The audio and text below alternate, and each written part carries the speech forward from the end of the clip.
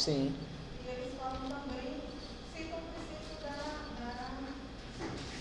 dignidade da pessoa humana, que na verdade caberia de tratamento em tudo, né? Claro.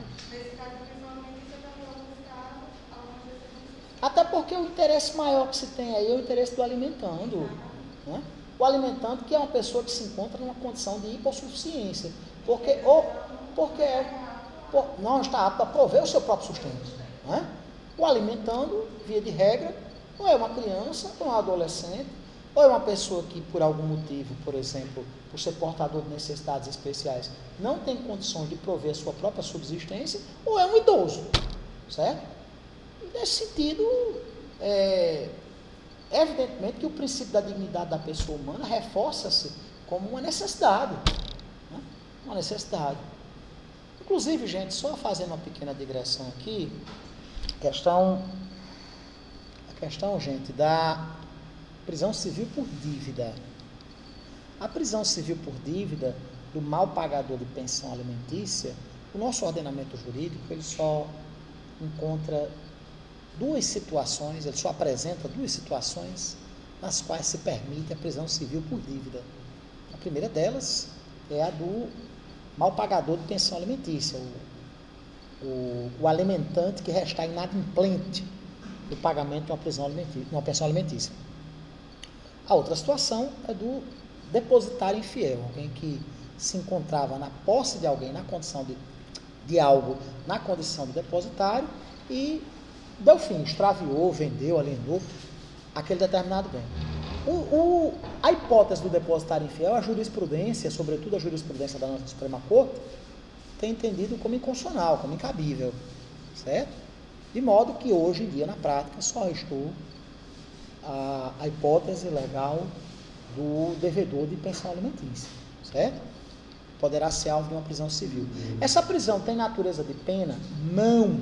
Essa prisão é uma forma de constranger o devedor a pagar. É uma forma de forçar o devedor a adimplir com uma obrigação que lhe é pertinente. Entendeu? Mas não é, de maneira alguma, certo? Uma sanção penal. Não tem natureza jurídica penal, certo? A natureza é de prisão civil. Trata-se não de uma sanção pela prática de um ilícito, mas sim de um meio que o Estado possui de coagir o devedor a pagar, certo? Tanto que, pagando, o devedor é solto, certo? O inadimplemento da pensão alimentícia até pode configurar um crime, o crime de abandono material, certo? Mas a prisão civil por dívida não tem esse condão, não tem esse viés de sanção penal, certo? Trata-se tão somente de um meio de constranger, de coagir o executado, numa ação de execução de alimentos, a fazer o pagamento, certo? Quem aqui quer fazer uma pergunta? Sim.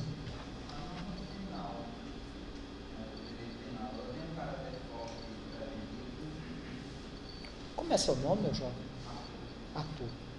Arthur, o Instituto Jurídico da Pena, nós vamos tratar disso com maior carinho quando estivermos no segundo semestre, quando estivermos lá na disciplina Direito Penal 2, mas também ao longo desse semestre iremos tratar de forma superficial, mas o Instituto Jurídico da Pena, ele alicerça-se, eu já falei sobre isso, inclusive quando apresentei o plano de curso, na nossa primeira aula, alicerça-se num duplo caráter. A pena é ao mesmo tempo dotada de natureza jurídica preventiva e retributiva, certo? Ao mesmo tempo que com a sanção penal, dentro desse viés retributivo que a sanção penal possui, se visa dar uma resposta pelo cometimento do mal feito, pelo cometimento do ilícito, obviamente do ilícito penal, certo? Também se busca, dentro desse caráter preventivo, certo? Ao mesmo tempo, no caráter preventivo específico ou individual, evitar que o indivíduo volte a delinquir. Evitar que a pessoa que restou condenada por um determinado crime volte a cometer ilícitos. E também, do ponto de vista preventivo geral, a pena possui o condão de tentar dissuadir as outras pessoas a incorrerem na senda pantanosa do crime. Certo?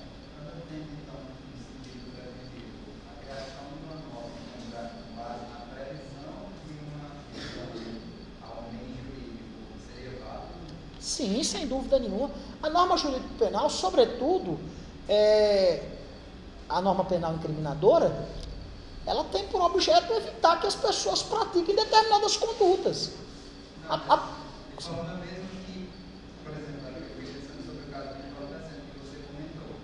Aí eu pensei que uma possível justificativa para a emissão de um entorpecente mais forte, vamos dizer assim, seria a previsão do possível dano ao bem jurídico. Sim, sem dúvida nenhuma. Sem dúvida nenhuma. Mas veja bem, pelo princípio da alteridade, certo? Pelo princípio da alteridade, só se justifica que uma determinada conduta seja alcançada pelo direito penal quando houver efetivamente alguma lesão ao direito de outrem, e não o direito de si próprio, entendeu? Daí não se incriminar a conduta da tentativa de suicídio, certo? Que é um fato absolutamente irrelevante do ponto de vista jurídico penal, em que pese haver a criminalização do induzimento, da instigação e do auxílio ao suicídio. Certo, Arthur? Pessoal, dando aqui prosseguimento, gente. Princípio da proporcionalidade da pena. Essa letra está pequena, eu aumento. Eu posso aumentar o zoom, né? Vou fazer o seguinte.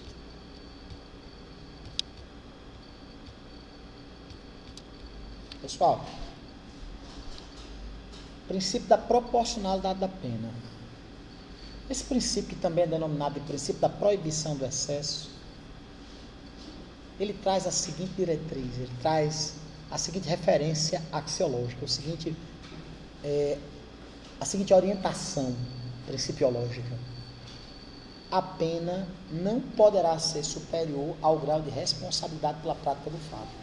Eu disse a vocês agora há pouco que o ilícito penal, quando eu estava falando do princípio da intervenção mínima ou da fragmentariedade, eu disse que o ilícito penal, ele deverá promover sempre uma lesão, ou pelo menos uma ameaça, a um determinado bem jurídico, né? Um determinado bem jurídico tão relevante a ponto de ser penalmente resguardado, certo? Mas, evidentemente, que alguns ilícitos penais, eles trazem em seu bojo uma ofensividade maior. Há crimes que atraem uma lesividade social maior e outros que atraem uma lesividade social menor. Evidentemente que a sanção penal, ela deverá ser proporcional ao nível de ofensividade, ao nível de lesividade da conduta do agente, certo? Ou seja, deverá haver um juízo de razoabilidade.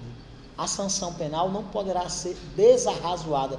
Daí também se chama esse princípio de princípio da razoabilidade, ou princípio da convivência das liberdades públicas. A limitação da liberdade individual da pessoa humana por parte do Estado, que detém privativamente o direito de vigiar e punir, privativamente o direito, o chamado ius puniendi, de aplicar a sanção penal, só se justifica no objetivo de concretizar interesses públicos, interesses coletivos superiores. Ou seja, a pena sempre deve ser proporcional à ofensa praticada pelo agente. Esse princípio da proporcionalidade serve como uma baliza, como uma barreira, como um ente de orientação para que o legislador penal se atenha a limites de razoabilidade. Como uma consequência natural desse princípio da proporcionalidade da pena, a lei penal que não protege um bem jurídico é ineficaz. Eu disse aqui no período de aula, tem um jurista argentino chamado Eduardo Culturi, que ele diz assim: direito sem sanção não é direito, é conselho. É conselho. Né?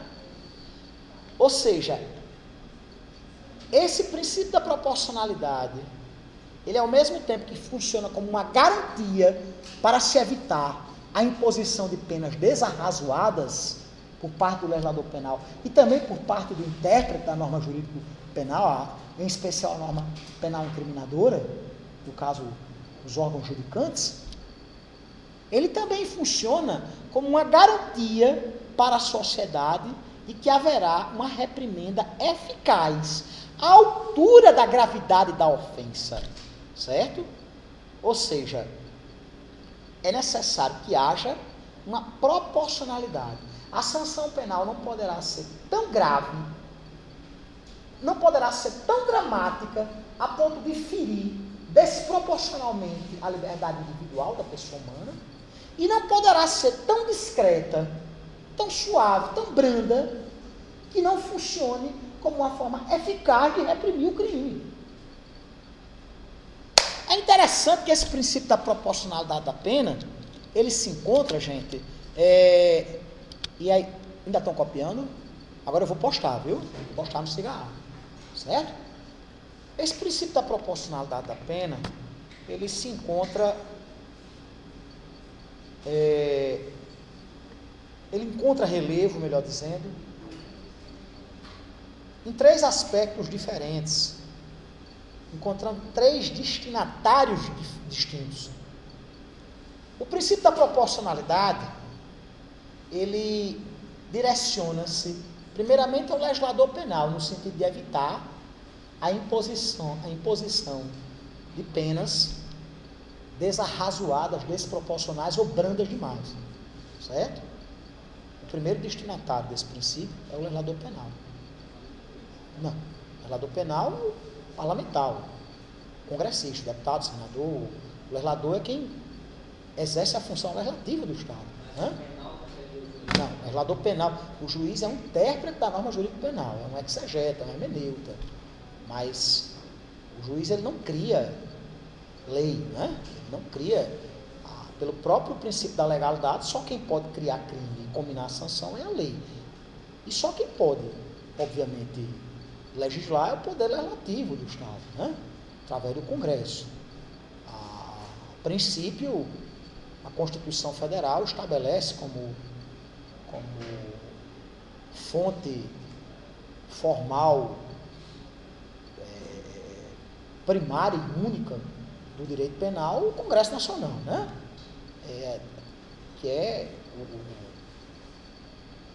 conjunto de órgãos, né, competentes para legislar acerca de matéria federal. Né? Existe a previsão da possibilidade, inclusive, do poder legislativo estadual discorrer sobre matéria penal em casos específicos. Mas são exceções que na prática de pouquíssima aplicabilidade. A priori, o legislador penal, obviamente, é o congressista, né? O deputado, o senador, membro do Parlamento Federal, né? Uma das casas parlamentares. Esse princípio da proporcionalidade direciona-se tanto ao legislador penal, a quem cria a norma jurídica através da lei, certo? A norma jurídica penal, através da lei, em caráter privativo, né? Ao magistrado, que é o ente a quem incumbe, eu digo magistrado, mas tanto pode ser o juiz ou o tribunal, né? Porque a atividade jurisdicional do Estado ela é exercida ou individualmente por juízes monocráticos, como os juízes de direito e os juízes federais, mas ela também poderá ser desenvolvida, ela também poderá ser executada por colegiados de juízes, turmas de juízes, ou desembargadores ou ministros nos tribunais superiores. Né? Muito bem.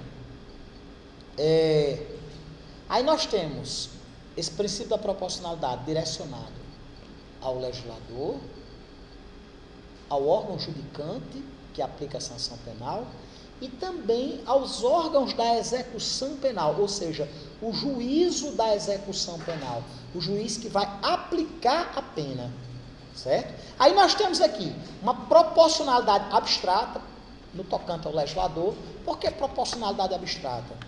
Porque a pena combinada em abstrato pelo legislador penal, certo? Ela é uma realidade abstrata. Tem lá, matar alguém, pena de 6 a 20 anos, certo? Mas é uma mera previsão legal, certo?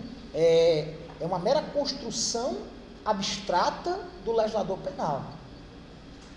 Não há ainda, pelo próprio princípio da anterioridade da lei penal, a prática do crime. Existe uma previsão feita pelo legislador. E essa proporcionalidade é dita abstrata por causa disso. Porque a sanção combinada em abstrato pelo legislador está dentro daqueles limites fixados para reprimir esse ou aquele delito. Certo?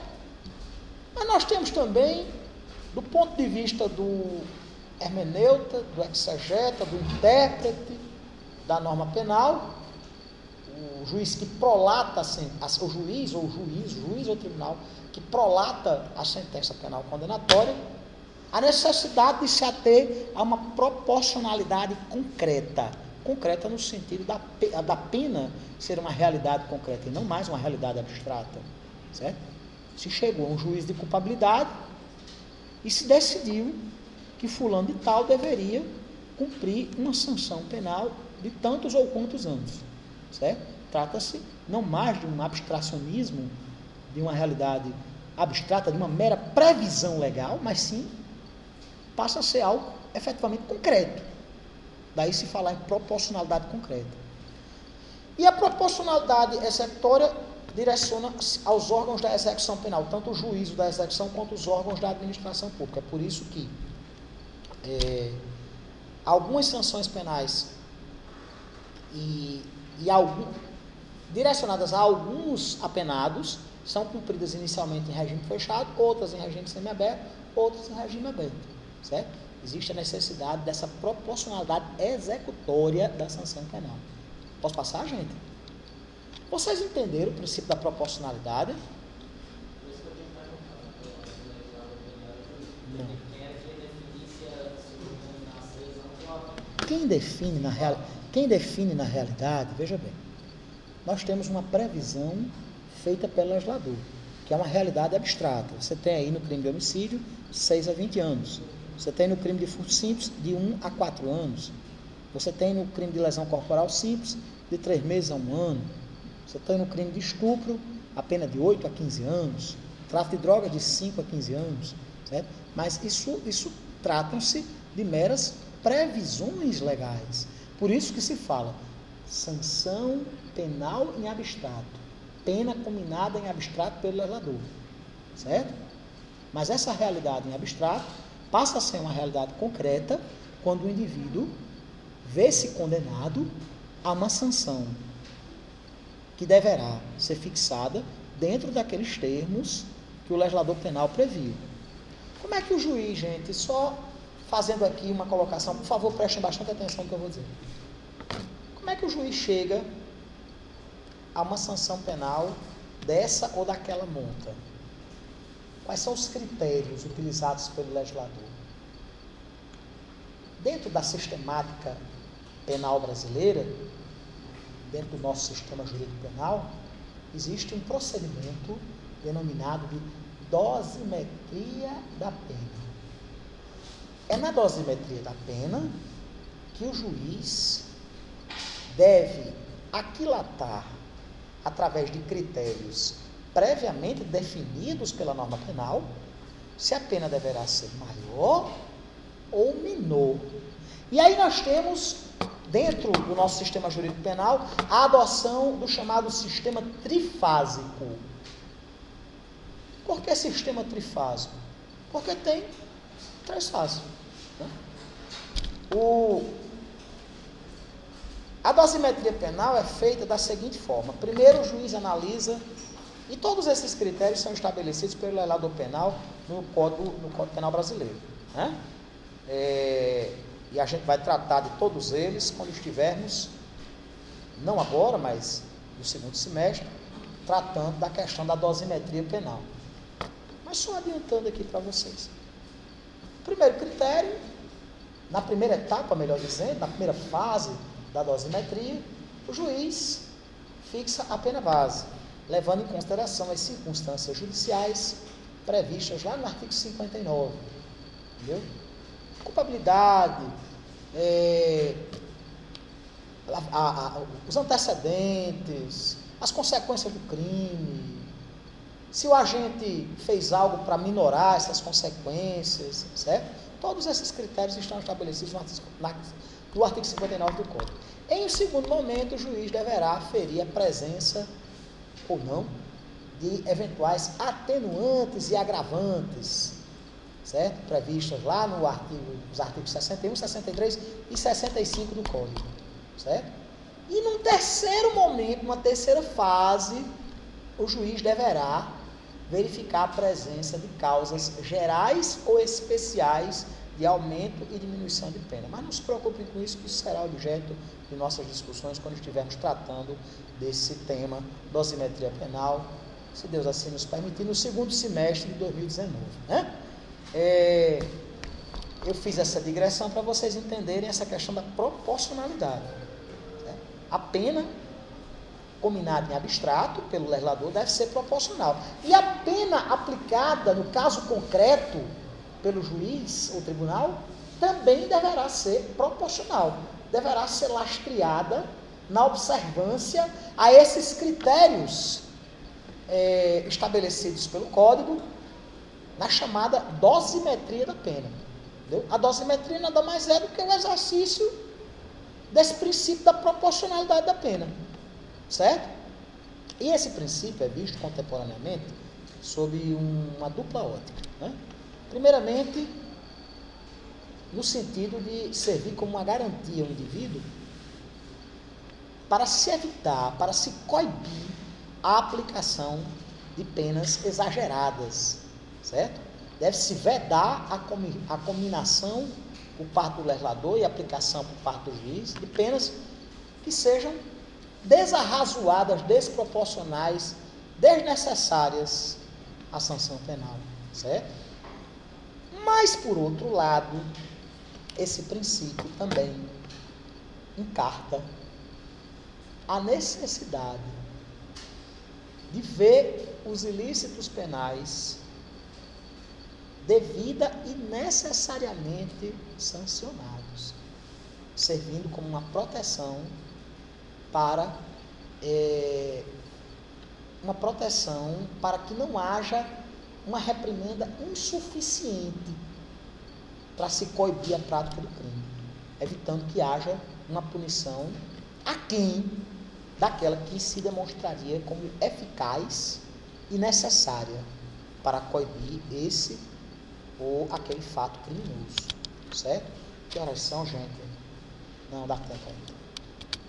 Pessoal, o princípio do estado de inocência, o princípio da presunção da inocência, o princípio da presunção do estado de inocência. Esse princípio que também, olha, quando vocês escutarem, princípio da presunção de inocência, princípio do estado de inocência, princípio da não culpabilidade, certo?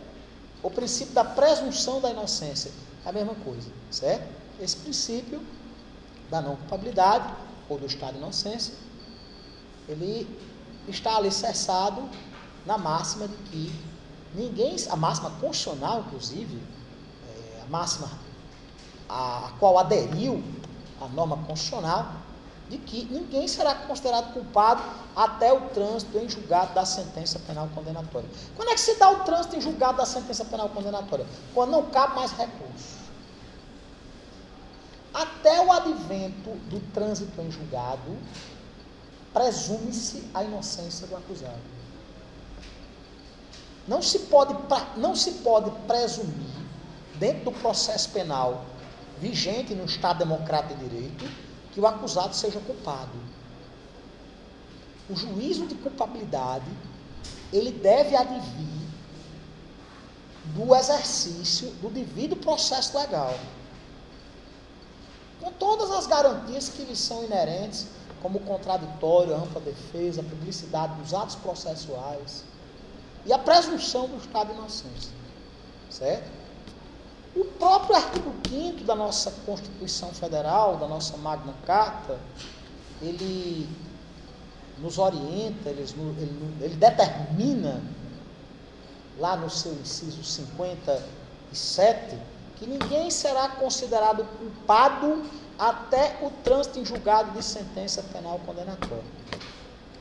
Toda e qualquer pessoa que venha a ser acusada de uma dada infração penal, que venha a ser alvo de um processo criminal, é presumidamente inocente. Ele só pode ser considerado culpado após o término definitivo do processo penal, com o advento do trânsito em julgado da sentença penal condenatória. Até aí, presume-se a inocência do indivíduo.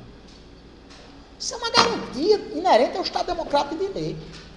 É uma garantia de que o processo penal será revestido das formalidades necessárias. É uma garantia contra os juízos de exceção, ou tribunais de exceção. É uma garantia contra os juízos antecipados de culpa.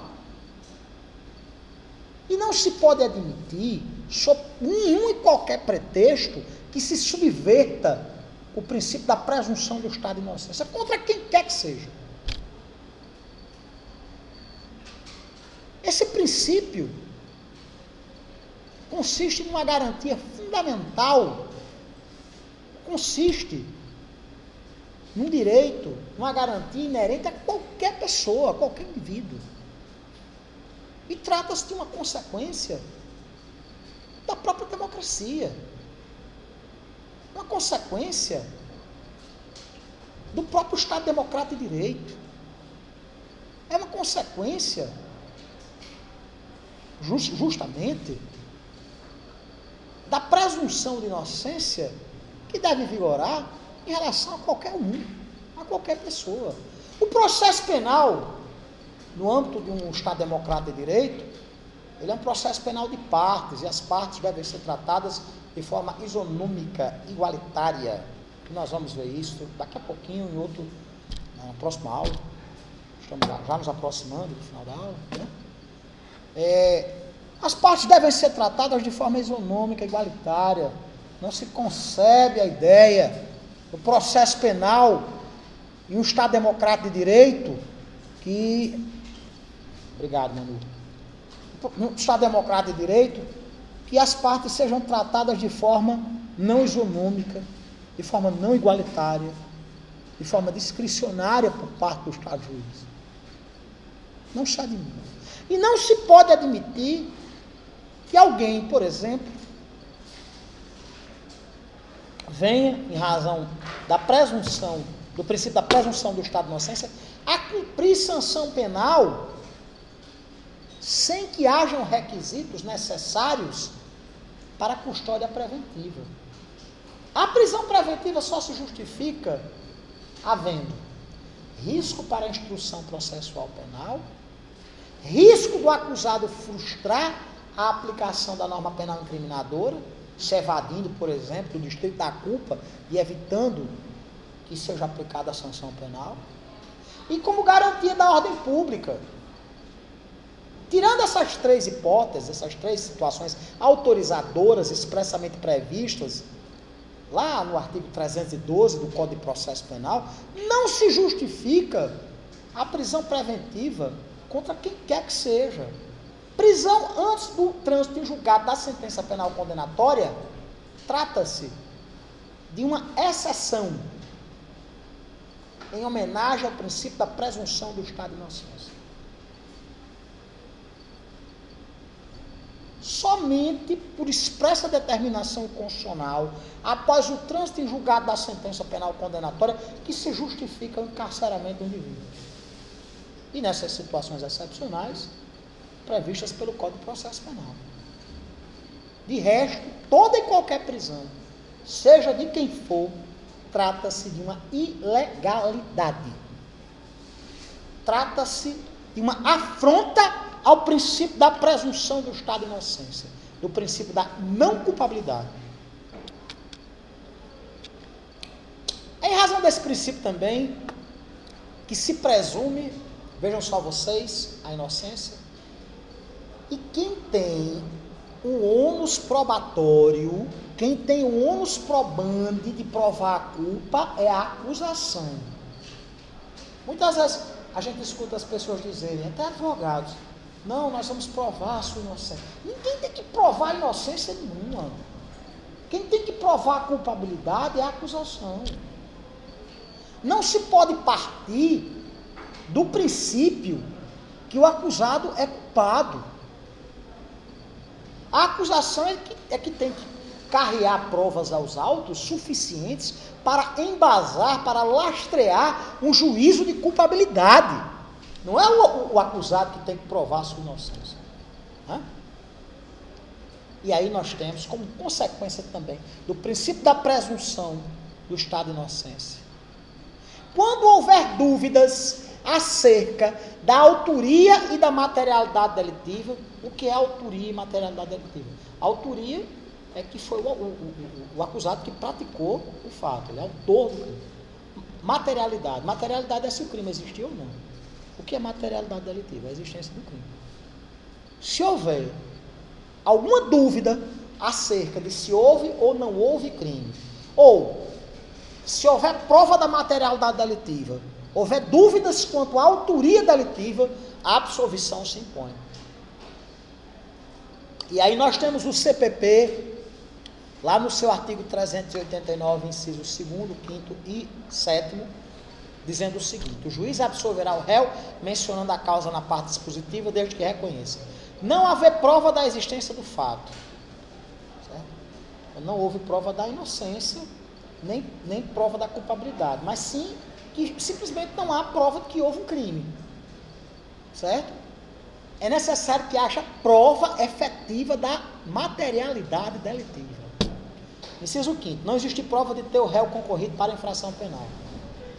Para uma condenação criminal, é necessário que haja provas, que hajam provas efetivas.